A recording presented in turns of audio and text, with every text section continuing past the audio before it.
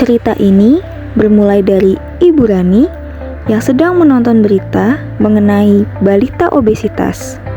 Lalu, ia menyadari bahwa kebiasaan balita tersebut mirip sekali dengan anaknya. Bagaimana ya kisah Ibu Rani setelah menonton berita tersebut? Ayo kita ikuti ceritanya.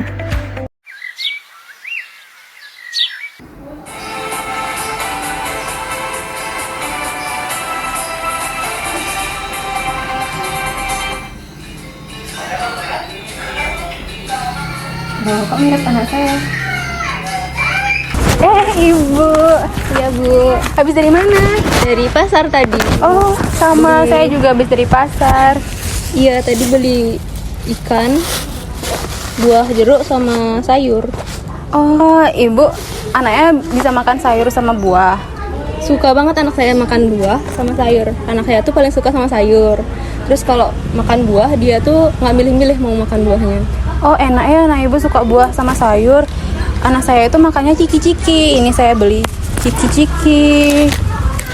Saya juga beli telur, cuma telur aja yang anak saya suka. Jarang makan sayur. Iya, jarang. Hati-hati, Bu. Itu bisa aja anak Bu obesitas gitu. Iya, bahaya, kemarin. Bu. Bahaya untuk kedepannya itu. Kemarin saya nonton berita bahaya obesitas. Makanya itu saya takut anak saya obesitas. Soalnya anak saya setiap makan tuh harus pakai ciki. Makannya juga setiap main HP dia pakai permen, coklat gitu. Juga jarang beraktivitas. Jadi badannya itu karena gemuk mungkin ya, jadi susah beraktivitasnya, Bu. Berat badan anak Ibu berapa sih sebenarnya? Berat badan anak saya kurang tahu, Bu ya. Udah lama nggak nimbang berat badan. Saran saya, mending Ibu ke posyandu aja untuk cek berapa sih berat badan anak Ibu. Terus kebetulan besok juga ada edukasi mengenai obesitas. Nah, di sana Ibu dapat menanyakan apa sih yang berhubungan sama obesitas. Apa sih yang menyebabkan obesitas itu? Oh, besok, Bu ya. Oke, saya datang besok, Bu ya. Mari, Bu. Pamit dulu. Baik, selamat pagi Ibu-ibu. Sebelumnya perkenalkan, saya Cici. Di sini mau minta waktunya sebentar buat sharing-sharing mengenai obesitas pada balita. Nah, sebelumnya ini saya izin untuk bagikan poster dulu, mungkin nanti bisa dibaca. Nah, sebelumnya ibu-ibu tahu nggak apa sih obesitas pada balita itu, Bu? Obesitas itu kegemukan. Kalau dari Ibu? Obesitas pada balita itu pipinya kelihatan kayak gede aja gitu.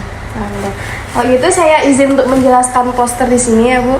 Saya izin untuk menjelaskan obesitas pada balita. Nah, obesitas ini merupakan kegemukan pada balita atau akumulasi lemak abnormal yang dapat mengganggu kesehatan. Jika kegemukan terjadi pada masa balita, kemungkinan besar kegemukan akan menetap sampai dewasa. Nah, apa sih dampak dari obesitas itu, Bu? Yang pertama adalah gangguan pernapasan. Kita lihat kalau misalnya balita lari-lari nih, kok tiba-tiba napasnya tersengal-sengal atau kok tiba-tiba ngos-ngosan banget, itu mungkin salah satu tanda adanya obesitas pada balita tersebut. Terus selain itu juga dampaknya juga bisa mengalami diabetes, kolesterol ataupun sampai penyakit jantung. Nah, untuk faktor resikonya sendiri itu yang pertama karena genetik. Genetik ini misalnya seperti orang tuanya itu udah gemuk dari dulu kemudian menurun ke anaknya. Yang kedua karena kebiasaan makan. Kita tahu ya karena anak kecil kan susah makan nih. Jadi kalau misalnya mau ini langsung aja turutin, padahal itu kandungan lemaknya atau kandungan karbohidratnya cukup tinggi dibanding dengan protein dan yang lainnya. Kemudian yang terakhir adalah gaya hidup. Kita nggak menutup kemungkinan ya, Bu, sekarang anak balita karena ibunya sibuk, udah deh kasih gadget aja, nanti ibunya masak, ibunya ngepel. Nah, hal itu bisa memicu terjadinya obesitas. Nah, apa sih tanda-tanda dari obesitas pada balita itu? Yang pertama adalah wajah bulat dan pipi tembem. Kita seringkali menjumpai balita yang pipi bulat terus tembem, itu pasti identik dengan kok balitanya lucu ya, gemes ya, padahal itu adalah salah satu tanda dari obesitas. Nah, terus yang selanjutnya adalah leher relatif pendek karena tertutup dengan pipi dan wajah yang bulat itu tadi. Nah, selanjutnya adalah kedua pangkal paha bagian dalam saling menempel dan bergesekan. Itu karena semakin kita gemuk, paha itu akan semakin besar, dan lemaknya itu biasanya terjadi di antara kaki, di antara paha, terus perut, dan juga pipi. Nah, selanjutnya adalah biasanya anak yang mengalami obesitas pada perempuan itu akan mengalami menstruasi dini, atau mungkin di usia-usia 9 tahun itu udah mulai menstruasi. Terus untuk laki-laki juga, mohon maaf, alat kelaminnya agak mengecil ya Bu ya, dibanding dengan balita yang tidak obesitas.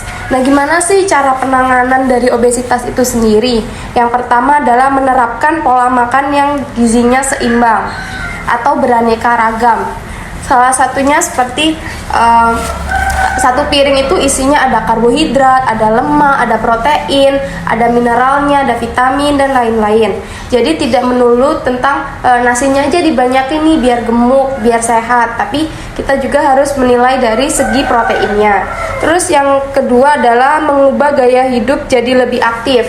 Jadi nggak apa-apa deh rumah kita berantakan karena mainan anak-anak kita, daripada anak kita gemuk terus sakit karena karena si balita itu aktif dengan gadgetnya atau HP-nya. Terus yang terakhir adalah batasi konsumsi gula, garam, dan lemak berlebih.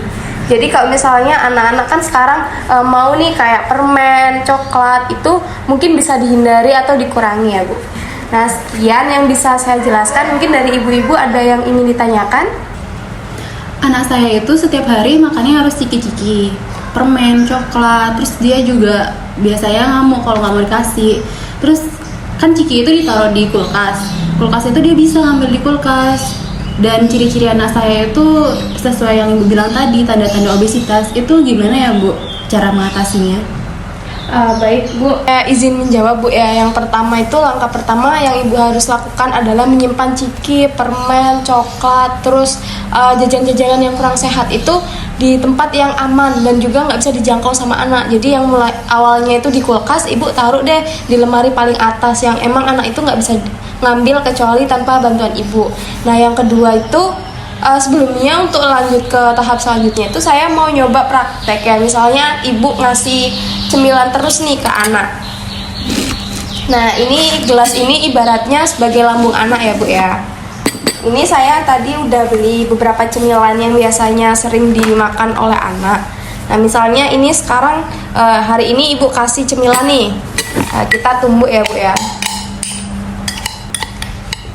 Ini hari pertama ya Bu. Terus misalnya ini kita kasih minum.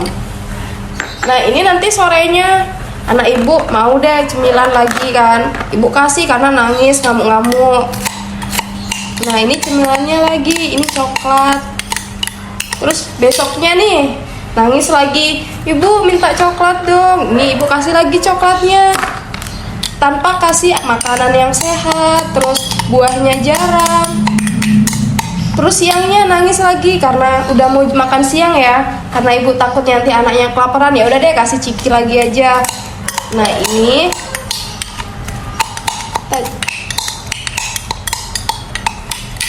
terus malamnya mama minta cemilan lagi dong, ibu kasih lagi cemilan karena ya udah deh daripada ngamuk nanti marah-marah berisik lagi di rumah.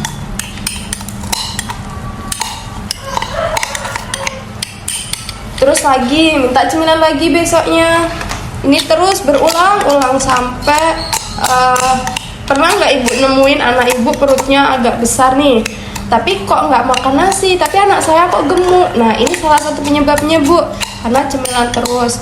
Nah, sekarang coba deh ibu kesini, coba dilihat teksturnya ini cemilan sama di bauin gimana baunya, gimana kondisi lambung anak ibu kalau misalnya makannya ciki terus. Nah, ini kalau misalnya setiap hari ibu kasih makan ciki tanpa ada makanan beragam atau makanan sehat gitu ya Bu ya. Nah, selanjutnya ini saya mau jelasin mengenai bagaimana sih makanan beragam itu gitu yang sehat bagi anak dan ya menghindarilah lambung yang seperti ini tadi Bu. Nah, kalau makanan beragam atau bergizi itu di dalam piringnya itu ada nasi ya Bu, udah pasti karena itu adalah sumber karbohidrat terbesar. terbesar. Nah terus ada daging ayam nih Bu, atau enggak misalnya kalau pengeluarannya lagi banyak nih, jadi nggak cukup untuk beli makanan, beli ayam, daging ayam, Ibu bisa ganti dengan tempe, karena tempe ini murah, ekonomis, tapi zat gizinya juga banyak. Di 50 gram tempe ini tuh ada 7 gram protein Bu, dan ada 2 gram lemak. Terus Ibu bisa juga beli hati ayam. Untuk apalagi kalau sekarang kan anak-anak itu ada lebih sakit gitu ya Bu ya, rentang banget untuk sakit. Jadi hati ayam ini salah satu makanan yang bisa untuk meningkatkan zat besi anak. Terus ada sayurnya Bu, misalnya Ibu mau sayur sop nih, kan ada wortelnya, itu juga, atau mau Ibu tumis juga boleh. Nah udah pastinya harus ada buah Bu, karena buah juga selain ada banyak serat, terus vitamin juga, karena anak-anak juga pasti mau dong makan buah. Nah kalau misalnya seperti ini, mungkin kemungkinan besar ya Bu, lambung anak itu menjadi sehat, dan anak juga nggak gampang untuk sakit. Nah misalnya, tapi anak Ibu tetap untuk ngeyel makanan cemilan, Ibu bisa kasih reward dengan 1 piring ini. Ibu kasih deh cemilan separuh bungkus atau 1 bungkus gitu ya Bu. Terus misalnya kalau setiap di hari-hari berikutnya kok anaknya tantrum nih, hari kemarin itu mau makan beragam, mau makan bergizi, tapi hari berikutnya anaknya tantrum, minta cemilan, kalau enggak dikasih marah-marah, nangis dan lainnya. Kalau masih spare waktu 10 menit itu nggak apa-apa Bu, diemin aja dulu, biar nangis itu nggak jadi senjata anak Ibu. Jadi kalau misalnya dia nangis terus Ibu kasih cemilan, kan pasti dalam pikirannya tuh mau nangis aja deh, nanti Ibu juga ngasih cemilan kalau aku nangis. Tapi kalau misalnya Ibu diemin anak itu nangis terus, Ibu nggak ngasih cemilan, mungkin nanti untuk hari-hari berikutnya pasti aku nggak bakal nangis deh, aku nggak mau gini lagi, soalnya Ibu juga nggak ngasih cemilan gitu. Nah dari sini ada lagi nggak yang mau Ibu tanyakan? Sudah tidak ada lagi. Kalau dari Ibu apakah mau ingin tanyakan? Cukup. Cukup. Nah 2 minggu lagi kan ada posyandu lagi nih Bu di sini. Nah mungkin nanti keluhan Ibu selama di rumah mengenai anaknya yang mungkin kurang suka dengan buah, atau siapa tahu ya anaknya Ibu udah mulai suka buah atau sayur-sayuran dan udah meng-cut off atau menghindari dari ciki-ciki itu, mungkin Ibu bisa sharing-sharing nih ke kita semua gitu. Atau nanti mungkin juga Ibu punya kendala sama balitanya, mungkin kita bisa sharing-sharing lagi. Nah untuk 2 minggu lagi saya harapkan ibu-ibu bisa datang ke posyandu lagi ya Bu, untuk ya kita sharing-sharing mengenai balita. Terus nanti kita juga bakal ada penimbangan balita juga Bu. Nah cukup dari saya, cukup sekian Bu. Terima kasih banyak atas waktunya sudah mau mendengarkan dan sharing-sharing kepada saya. Baik, saya tutup. Terima kasih dan selamat siang Bu. Balita dengan kondisi kegemukan tidak selalu menggemaskan, tapi juga berbahaya. Oleh karena itu, diharapkan untuk seluruh ibu-ibu yang memiliki balita agar rajin ke posyandu untuk melihat perkembangan balita dan untuk mendapatkan pengetahuan akan tumbuh kembang anak. Disarankan kepada para ibu balita untuk memberikan makanan yang sehat dan beragam, serta melakukan aktivitas fisik sesuai dengan usia anak sebagai upaya untuk mengoptimalkan tumbuh kembang anak.